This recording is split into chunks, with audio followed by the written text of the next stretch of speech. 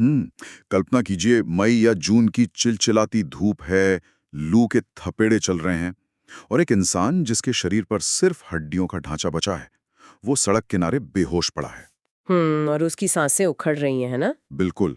उसकी पत्नी के पास इतने पैसे भी नहीं है कि वो उसके लिए कफन का इंतजाम कर सके।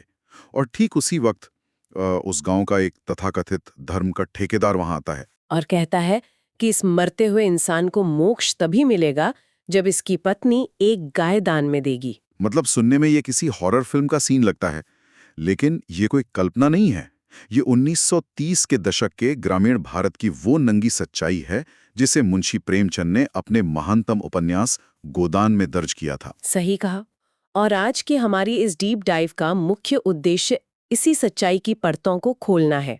हमने कई ऐतिहासिक लेखों, साहित्यिक आकलनों और शोध पत्रों का गहराई से अध्ययन किया है, ताकि आज के दौर का एक कॉलेज छात्र भी ये आसानी से समझ सके कि स्वतंत्रता से पहले के भारत में असल संघर्ष सिर्फ अंग्रेजों से नहीं था। हाँ, बल्कि अपने ही समाज की उस खोखली व्यवस्था से था जो गरीब को निगल रही थी। बिल्कुल।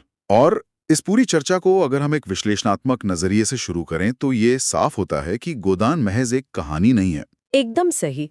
ये उस समय के भारतीय ग्रामीण समाज और खासतौर पर सामंती व्यवस्था का एक बेहद सटीक और निर्मम एक्सरे है। एक एक्सरे। ये तुलना काफी दिलचस्प है। हाँ, देखिए, जब डॉक्टर एक्सरे करता है तो वो त्वचा का रंग रूप नहीं देखता, वो सीधा अंदर की टूटी हुई हड्डियों और पनप रही बीमारियों की तस्वीर निकालता है।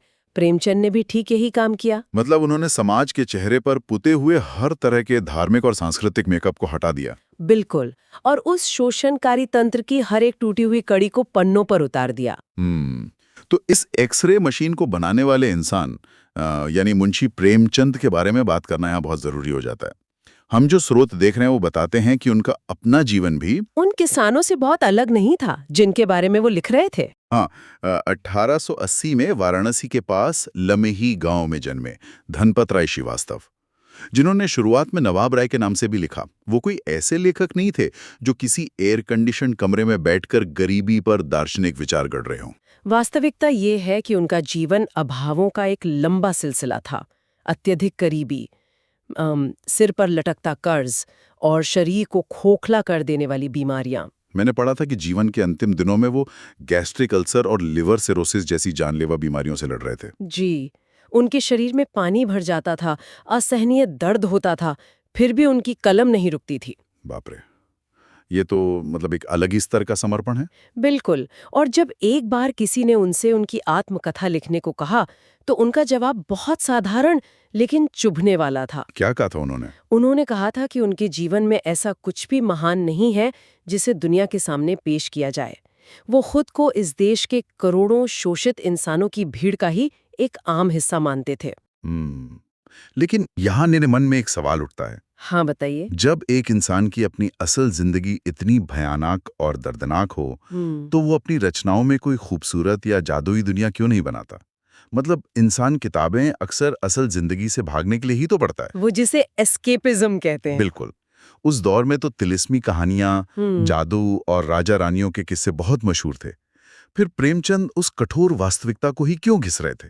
उसे थोड़ा रोमानी या रोमांटिक क्यों नहीं बनाया?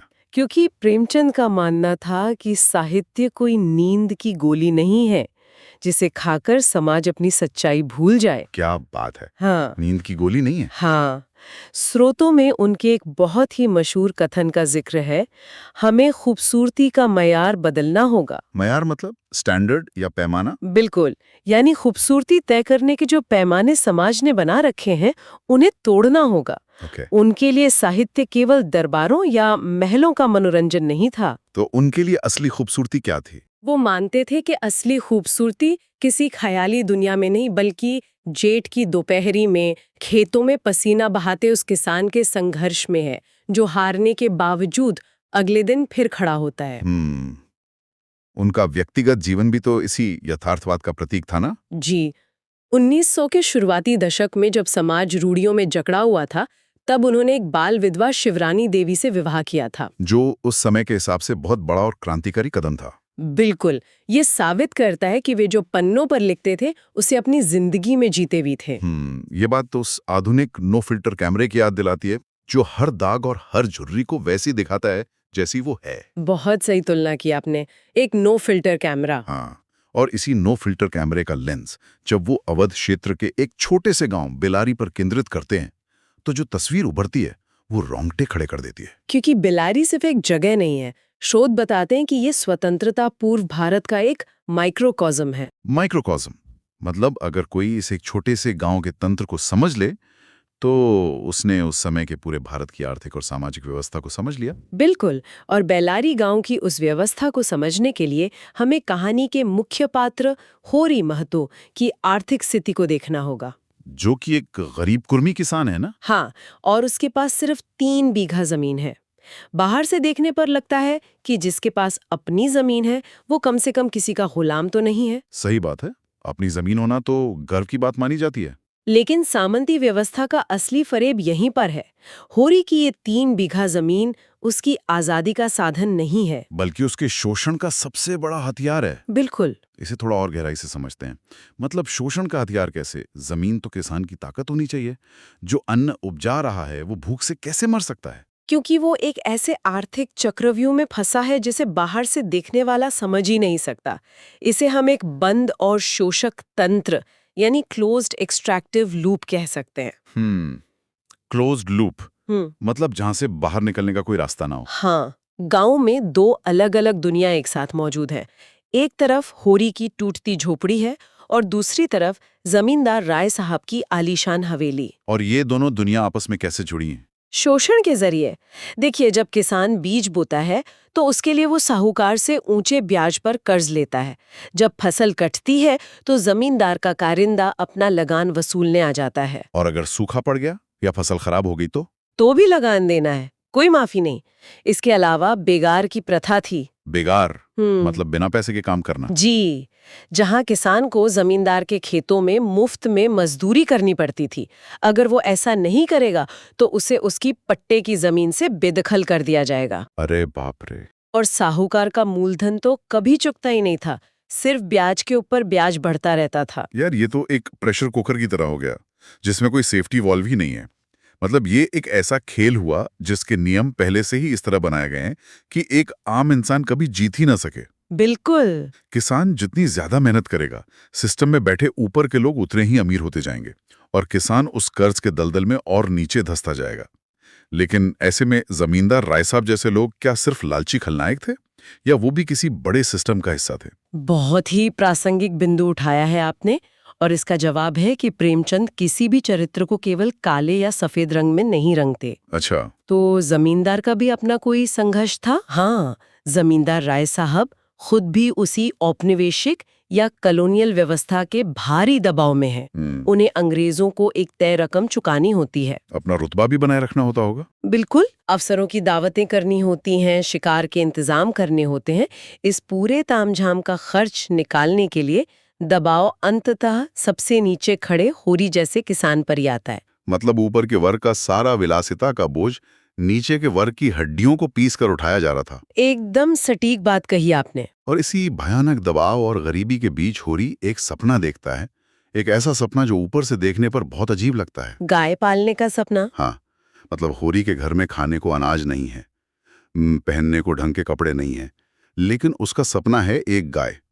कोई भी तार्किक इंसान सोचेगा कि अगर इतना ही कर्ज है तो वो बीज क्यों नहीं खरीदता, या खेत के लिए औजार क्यों नहीं लेता। बिल्कुल, एक भूखा इंसान 80 रुपए उधार लेकर गाय क्यों खरीद रहा है? देखिए, तार्किकता और सामाजिक मनोविज्ञान में यही फर्क है। उस दौर के ब्राह्मणवादी ग्रामीण ढांचे में गाय का होना सिर्फ एक जानवर पालना या दूध बेचना नहीं था। तो फिर क्या था? गायें समृद्धि, सामाजिक सम्मान और सांस्कृतिक गरिमा का सबसे बड़ा प्रतीक थी। ये माना जाता था कि जिसके दरवाजे पे गाय बंधी है, गांव में उसकी एक अलग इज्जत है। एक स्टेटस सिंबल की तरह। हाँ, और सबसे बड़ी बात, हिंदू मान्यताओं के अनुसार मृत्यु के समय ब्राह्मण को गाय दान करने से ही आत्मा को मोक्ष मिलता है, जिसे गोदान कहा जाता है। अब समझ आया। मतलब होरी के लिए वो गाय सिर्फ दूध के लिए नहीं बल्कि अपनी खोई हुई इज्जत वापस पाने और परलोक सुधारने का एकमात्र साधन थी। बिल्कुल। और अपनी इसी इच्छा को पूरा करने के लिए होरी साहूकार भोला से 80 रुपए कर्ज लेकर वो गाय अपने दरवाजे पर ले आता है। लेकिन जैसा कि इस निर्मम वास्तविकता में होता है, ये खुशी कुछ ही दिनों की मेहमान साबित होती है। जी। होरी का अपना ही छोटा भाई हीरा ईर्ष्या के कारण उस गाय को जहर देकर मार डालता है। ये तो बहुत ही दुखद है। यहाँ तक तो ये एक परिवार के अंदर की आपसी रंजिश या त्रासदी लगती है, लेकिन इसके बाद जो होता है वो सच में दिमाग सुन कर देने वाला है। आप उस जुर्माने की बात कर रहे हैं ना? हाँ, गांव की पंचायत बैठती है, पुलिस आती है और गाय की मौत के लिए खुद होरी पर ही 200 रुपए का भारी जुर्माना लगा दिया जाता है, जबकि गाय उसकी थी और मरी भी उसी की। इस घटना के पीछे की कार्यप्रणाली को समझना बहुत जरूरी है। ये कोई न्याय नहीं था। ये व्यवस्था द्वारा एक पारिवारिक आपदा को अपने आर्थिक फायदे के लिए इस्तेमाल करने की एक सोची समझी रणनीति थी। मतलब गिद्धों की तरह नोचना। बिल्कुल। गांव के प्रभावशाली लोग, जमींदार के कारिंदे और पुलिस बहुत अच्छी तरह जानते थे कि होरी ने गाय को नहीं मारा है। लेकिन पुलिस को अपनी घूस चाहिए थी और पंचायत के पंचों को अपना हिस्सा। सही कहा। ये जुर्माना होरी को हमेशा के लिए कर्ज के ऐसे जाल में धकेलने का तरीका था जहां से वो कभी सिर न उठा सके। अगर आज के संदर्भ में कोई कॉलेज का छात्र इसे समझना चाहे तो ये कुछ ऐसा हुआ कि मान लीजिए किसी व्यक्ति ने भारी ब्याज पर कार का लोन लिया हो। कोई दूसरा इंसान दुश्मनी में उसकी कार को आग लगा दे और फिर बैंक और प्रशासन मिलकर उस व्यक्ति पर ही कार जलने के जुर्म में लाखों का जुर्माना ठोक दें। ये तो बहुत ही भयानक स्थिति है। हाँ, आज के समय में अगर कोई लोन नहीं चुकाता तो उसका सिबिल स्कोर गिरता है, लेकिन उस सामंती व्यवस्था में इंसान का सामाजिक और आध्यात्मिक स्कोर ही शून्य कर दिया जाता था। बहुत ही उम्दा विश्लेषण है। वहां आर्थिक लूट के साथ साथ धर्म और आस्था का भी पूरी तरह से दोहन किया जा रहा था। बिल्कुल। और जब हम कहानी के सबसे मार्मिक हिस्से यानी क्लाइमैक्स की ओर बढ़ते हैं तो ये शोषण अपने चरम पर दिखाई देता है। होरी, जिस पर अब अनगिनत कर्ज चढ़ चुके हैं, अपनी जमीन नीलाम होने से बचाने के लिए एक मजदूर बन जाता है। वो किसान जो कभी अपनी जमीन का मालिक था, अब लू के थपेड़ों के बीच सड़क निर्माण में पत्थर तोड़ने का काम करता है। जी। और यही कहानी अपने उस भयानक क्लाइमैक्स पर पहुंचती है जिसका हमने शुरुआत में जिक्र किया था। अत्यधिक थकान, भूखमरी और लू लगने के कारण होरी टूटकर सड़क पर गिर पड़ता है और जब उसे घर लाया जाता है तो साफ दिख रहा है कि उसका अंतिम समय आ गया है। हाँ, और ऐसे समय में जब किसी इंसान को मेडिकल मदद या कम से कम कुछ सांत्वना के शब्दों की जरूरत होती है, वहाँ पंडित दाता दीन आते हैं। वही इंसान जिसने जीवन भर धर्म के नाम पर लोगों को डराया है। बिल्कुल। वो होरी की पत्नी धनिया से कहता है कि अब इसका अंत समय आ गया है, इसे गोदान करवाओ ताकि इसे मोक्ष मिल सके। ये तो क्रूरता की हद है। हाँ। लेकिन इस क्लाइमैक्स को पूरी तरह समझने के लिए हमें धनिया के किरदार पर भी बात करनी होगी। हाँ, धनिया इस पूरे उपन्यास में एक मूक दर्शक नहीं है। जहां होरी हर अत्याचार को अपना भाग्य मानकर सह लेता है, धनिया हर कदम पर विद्रोह करती है। मतलब वो सिर्फ घर नहीं संभालती? नहीं, वो खेतों में काम करती है, साहूकारों से बहस करती है और पंचायत में गांव के ताकतवर पुरुषों की आंखों में आंखें डालकर बात करती है। उस दौर के साहित्य में ऐसा सशक्त महिला किरदार बहुत दुर्लभ था। इसका मतलब है कि धनिया का संघर्ष कई स्तरों पर चल रहा था। जी। एक गरीब होने के नाते व्यवस्था उसे कुचल रही थी, नीची जाति का होने के कारण समाज उसे दबा रहा था और एक औरत होने के कारण गांव के पुरुष उसकी आवाज बंद करना चाहते थे। बिल्कुल। समाजशास्त्र में इसी तिहरे प्रहार को इंटरसेक्शनैलिटी कहा जाता है। इंटरसेक्शनैलिटी। जहां वर्ग, जाति और लिंग तीनों एक साथ मिलकर वार करते हैं। हाँ, और इसी तिहरे प्रहार को झेलती हुई धनिया जब पंडित दातादीन गोदान की मांग करते हैं तो अंदर जाती है। वो सुतली बेचकर कमाए हुए 20 आने तांबे के कुछ सिक्के निकाल कर लाती है, जो कि होरी की जिंदगी भर की आखिरी कमाई है। जी। वो उन सिक्कों को पंडित के हाथ में रखती है और कहती है कि महाराज, घर में न गाय है, न बछिया, न पैसा, यही पैसे हैं, यही इनका गोदान है। उफ, ये दृश्य सोचने पर मजबूर कर देता है। एक तरफ वो टूटती हुई सांसें और दूसरी तरफ वो तांबे के सिक्के। लेकिन मुझे एक बात बताइए, धनिया का वो 20 आने देना क्या था? क्या वो उस क्रूर व्यवस्था के सामने हार मान लेना था, या फिर एक गरीब औरत का अपने पति के मोक्ष के लिए किया गया अंतिम हताश प्रयास था? शोध पत्रों और विद्वानों के विश्लेषण को अगर हम देखें तो ये कोई हार नहीं थी। ये उस पूरी खोखली व्यवस्था के मुंह पर एक बहुत बड़ा नैतिक तमाचा था। नैतिक तमाचा? वो कैसे? धनिया उन 20 आनों के जरिए ये दिखा रही थी कि जिस धर्म और समाज ने होरी को जिंदगी भर एक असली गाय नहीं खरीदने दी, वही पाखंडी समाज आज उसकी मौत पर गाय दान करने की उम्मीद कर रहा है। मैं समझ रहा हूँ। धनिया का ये कदम हथियारों वाला कोई हिंसक विद्रोह नहीं था, बल्कि ये उस सामंती और धार्मिक पाखंड को हमेशा के लिए बेनकाब कर देने वाला एक प्रतिरोध था। उसने उस पल में पूरे सिस्टम की कीमत उन 20 आनों में तय कर दी थी। बिल्कुल सही कहा आपने। तो अगर हम आज के कॉलेज छात्र के नजरिए से प्रेमचंद की इस पूरी विरासत का सारांश निकालें, तो वो क्या होगा? क्योंकि इतनी भारी चर्चा के बाद अक्सर ये सवाल उठता है कि हम 1936 की इस कहानी को आज क्यों पढ़ रहे हैं। इसका सबसे बड़ा कारण ये है कि प्रेमचंद ने ये स्थापित किया कि एक गरीब किसान महज अर्थव्यवस्था की किसी किताब में दर्ज एक आंकड़ा नहीं है, बल्कि वो एक जिंदा जागता इंसान है। हाँ। वह एक नैतिक और राजनीतिक इकाई है जिसकी अपनी गरिमा है, अपनी सोच है और अपना एक दर्द है।